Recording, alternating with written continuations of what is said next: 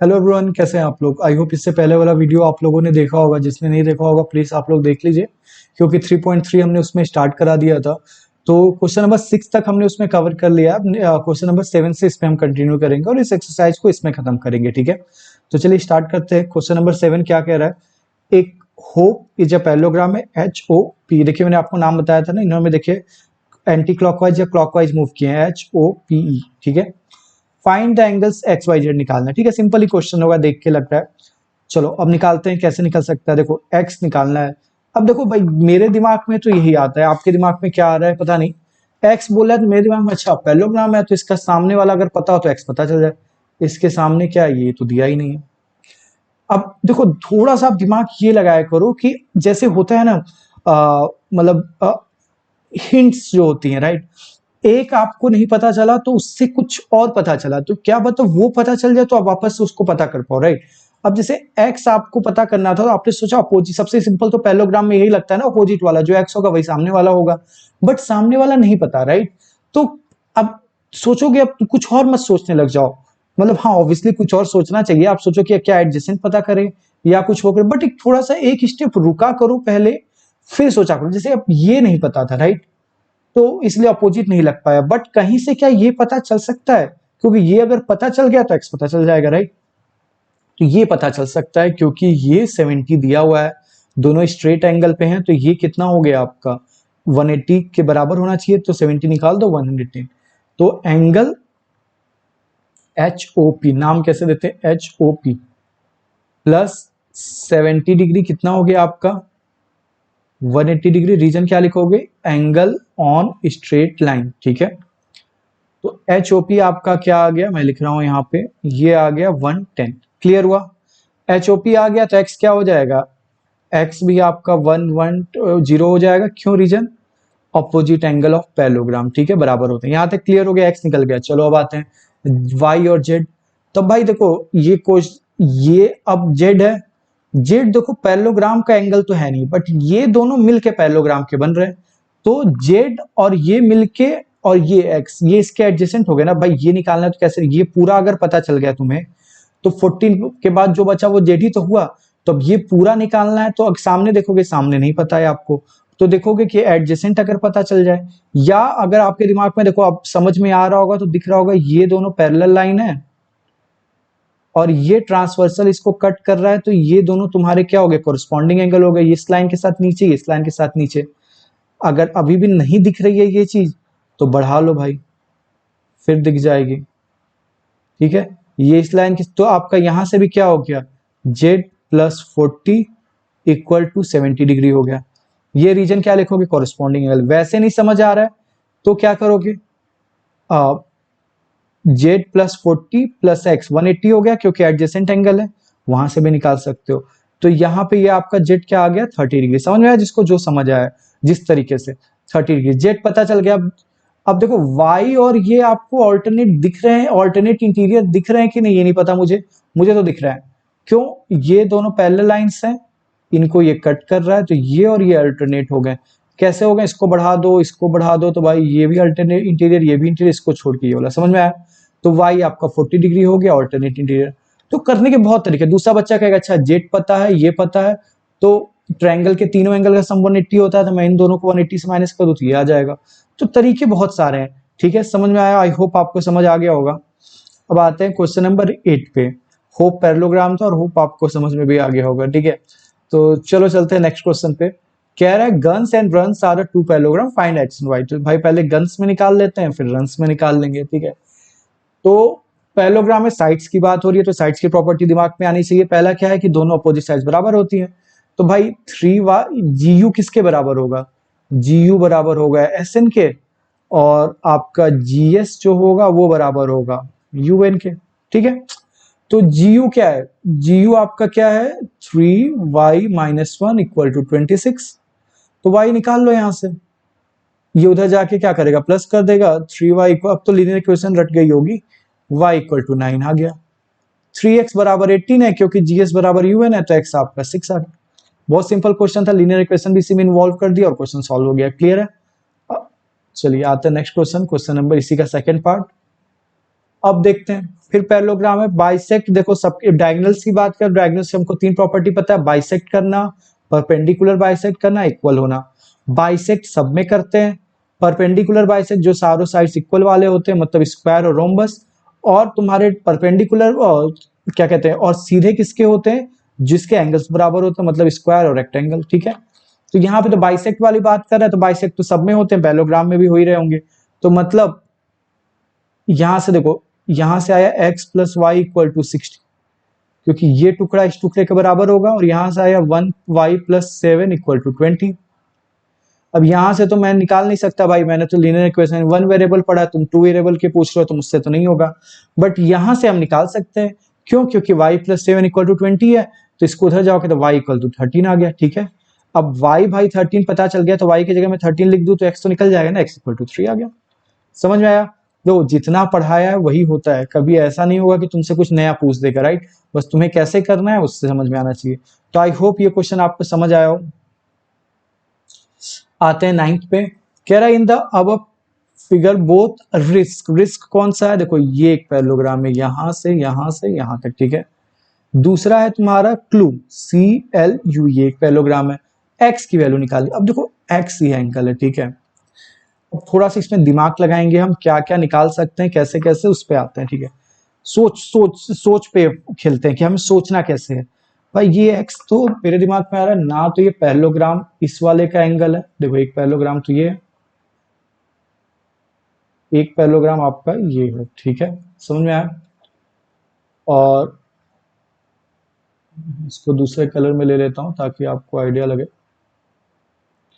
ठीक है, और वेट वेट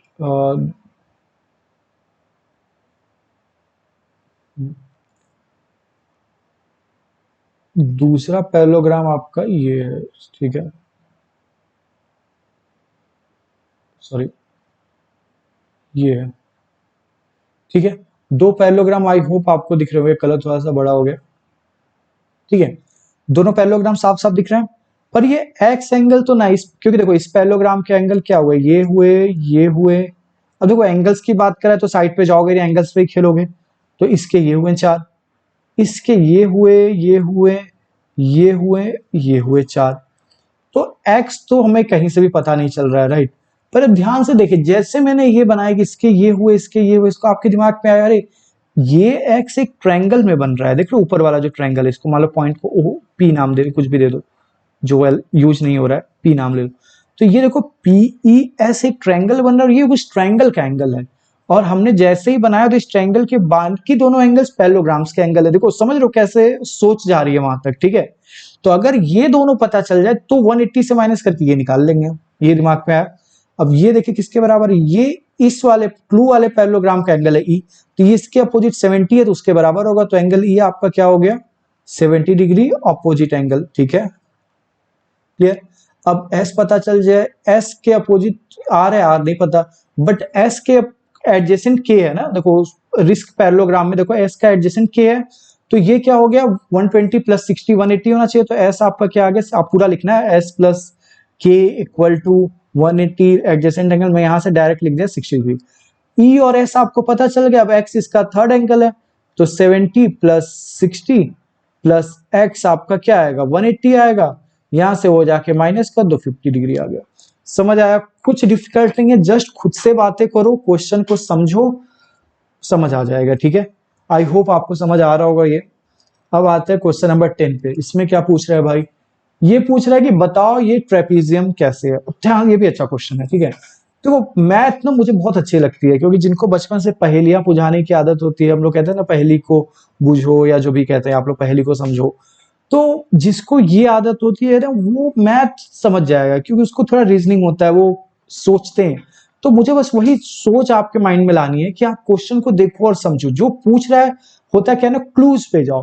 पूछता कभी कभी कोई एक चीज है, बट वो हम दूसरे तरीके से, जैसे एक बचपन में एक कहानी थी, आपको मैं एक हम लोग पहले ही पूछते थे कि घर में बताओ 4 लोग हैं। ठीक है, एक लोग मान लो बुक पढ़ रहे हैं, एक लोग टीवी देख रहे हैं, एक लोग चेस खेल रहे हैं, तो बताओ चौथा आदमी क्या कर रहा है, राइट? अब हम सोचते थे इसने तो 3 ही चीज बताया, चौथा क्या कर रहा होगा। तो ऑब्वियसली चेस अकेले नहीं खेलते हैं, तो वो जो तीसरा है वो चौथे के साथ चेस खेला होगा। समझ आया? जिसको कहने का मतलब है कभी कभी हमें क्या होता है कि पूछा कुछ और है बट हम किसी और की हेल्प से वो चीज बता सकते हैं, राइट। तो जैसे ये यहाँ पे बता रहे कि भाई ये बताओ ट्रेपीजियम कैसे है। अब मैं कैसे बताऊं ट्रेपीजियम है, ट्रेपीजियम के लिए क्या प्रॉपर्टी कुछ होती होगी। अगर मैं तुमसे पूछूं तुम बताओ इस स्कूल के स्टूडेंट कैसे हो, तो यहाँ पर स्काई कार्ड होगा, कुछ होगा। तो ऐसे ही ट्रेपीजियम अगर होगा तो एक साइड पैरेलल होनी चाहिए, राइट। तो अगर मैं पैरेलल प्रूफ कर दूं तो इट मींस ये ट्रेपीजियम हो गया। तो अब एक्चुअली मुझे ट्रेपीजियम नहीं प्रूफ करना है, मुझे प्रूफ करना है कि एक साइड पैरेलल, एक अपोजिट साइड पैरेलल है, ठीक है।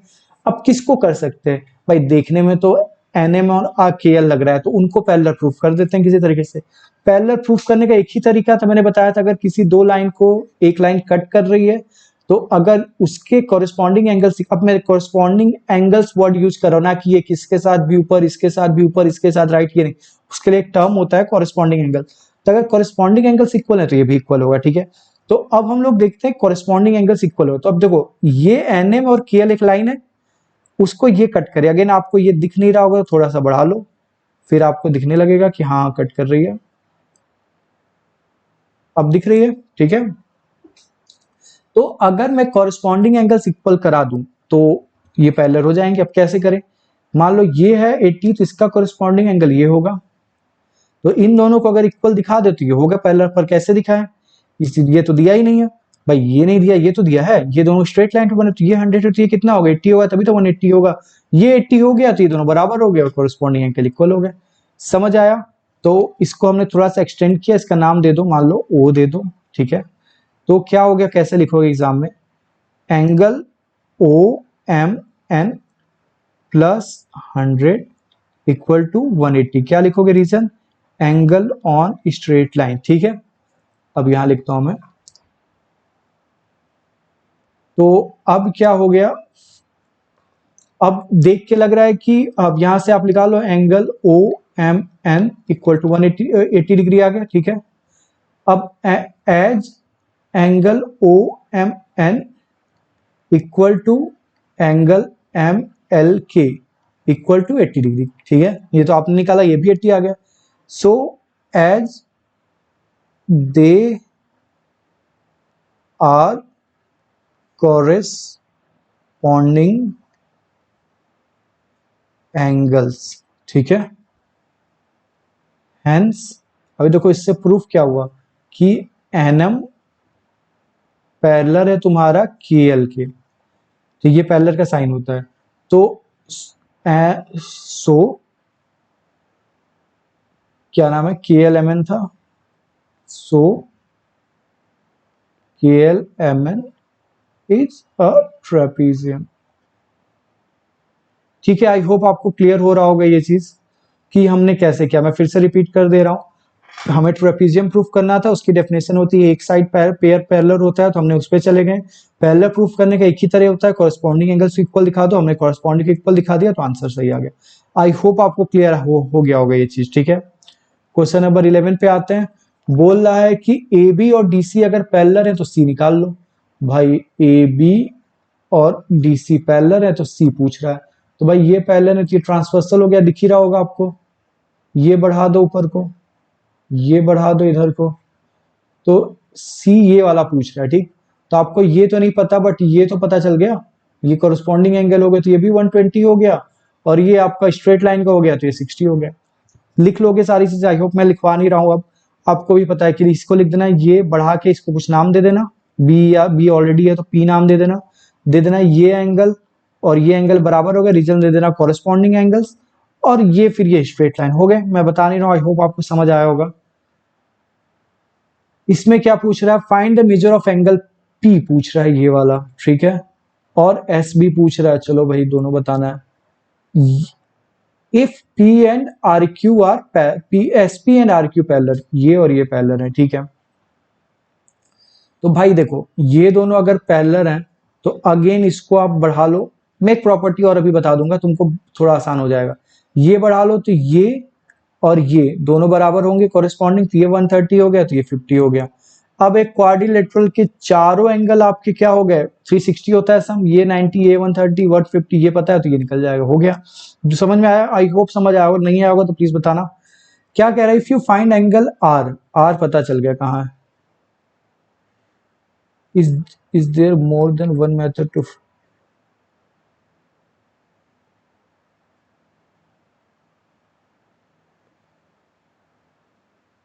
बोल रहा है अगर आर आपको पता है तो पी को निकालने के और भी तरीके हैं। देखो मतलब तरीके तो बहुत सारे हो सकते हैं। देखो आर अगर 90 डिग्री है, अगर आप देखो ये दोनों पहले देखो ये लाइन है, इसको मल्टीपल ट्रांसवर्सल कट तो कर सकते हैं ना। अब ये दोनों अगर पैरेलल थे तो ये भी तो एक ट्रांसवर्सल, ये बढ़ा दो भाई, तुमको बढ़ाने पे अगर समझ आ रहा है तो ये भी तो कट कर रहा है राइट। तो ये 90 हो गया तो ये भी 90 हो गया तो ये 90 हो गया, ये पता चल गया तो पी ऐसे भी निकाल लो। तो बहुत से तरीके हैं ठीक है। एक मैं और आपको बताता हूँ, ये लिख लेना उस दिन जो मैंने जहां पे बताया था corresponding angle, alternate interior, alternate exterior. तो वहीं पे एक और चीज होता है, मैं आपको बताऊं समझना, ये और ये एंगल का क्या रिलेशन होता है। ये मैंने उस दिन आपको नहीं बताया था क्योंकि मैंने आपको बोला था आज मैं सिर्फ इक्वल वाले बता रहा हूं ताकि आप कंफ्यूज ना हो। तो कॉरेस्पॉन्डिंग इक्वल होते हैं, ऑल्टरनेट इंटीरियर इक्वल होते हैं, ऑल्टरनेट एक्सटीरियर इक्वल होते हैं राइट। इनको कहते हैं एंगल्स ऑन सेम साइड। देखो ये दोनों लाइन इसके साथ लेफ्ट में बना रही है, देखो ये दोनों लाइन इसके साथ राइट में बना रही हैं, ये दोनों लेफ्ट में बना रही हैं तो ये दोनों राइट में बना रही हैं ठीक है। तो जो दोनों लेफ्ट में बनने वाले एंगल होते हैं इंटीरियर, या जो दोनों राइट में बनने वाले इंटीरियर, या दोनों लेफ्ट में बनने वाले एक्सटीरियर, या दोनों लेफ्ट में बनने राइट में बनने वाले एक्सटीरियर, वो आपस में बराबर होते हैं। उसको कहते हैं क्या है, एंगल ऑन सेम साइड। इनका सम 180 होता है ठीक है। मतलब ये एंगल प्लस ये एंगल 180, ये एंगल प्लस ये एंगल 180, ये एंगल प्लस ये एंगल 180, ये एंगल प्लस ये एंगल 180। सेम साइड होने चाहिए बट इंटीरियर का इंटीरियर के साथ, एक्सटीरियर का एक्सटीरियर के साथ। That's it. ये आपको आई होप समझ आया हो। ये अगेन प्रूफ कर सकते हो भाई, देखो ये और ये बराबर है राइट।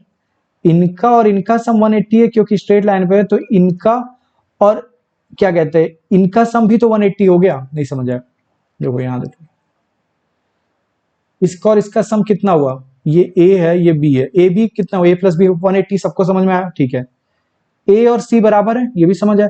तो भाई जब ए में बी जोड़ो 180 आ रहा है तो सी में बी जोड़ोगे तो भी तो 180 आएगा। वही प्रॉपर्टी बन गई कि दोनों राइट में है, तो समझ आया। तो इस क्वेश्चन में आप ऐसे भी कर सकते थे। देखो ये पहले लाइंस थी, ये इसको कट कर रहा था, तो ये दोनों इंटीरियर एंगल एक ही साइड बन रहे हैं तो इनका सम भी 180 हो गया तो 130 है। इसको लिख सकते हो एंगल ऑन सेम साइड। तो ये भी एक तरीका था आपका निकालने का। तो अब अगेन मैं एक बार रिवाइज करा दे रहा हूं। इसमें हमने चार चीजें पढ़ ली ठीक है। एक कॉरेस्पॉन्डिंग, तो ये बराबर ये बराबर ये बराबर ये बराबर ये, समझ आया। ऑल्टरनेट इंटीरियर, ये बराबर ये बराबर ये, ऑल्टरनेट एक्सटीरियर ये बराबर ये बराबर ये ठीक है। एंगल ऑन सेम साइड, तो ये प्लस ये 180, ये प्लस ये 180, ये प्लस ये 180, ये प्लस ये 180। आई होप ये आपको समझ आया हो, ये एक्सरसाइज समझ आई हो। कोई क्वेश्चन में डाउट हो तो प्लीज आप कमेंट करिएगा ताकि मैं और अच्छे से और दोबारा समझा सकूं। तब तक लिखना ही, मिलते हैं नेक्स्ट वीडियो में। और जिसको जो चीज नहीं समझ आई होगी प्लीज आप कमेंट करिए ताकि मैं और अच्छे से एक्सप्लेन कर पाऊं। Thank you.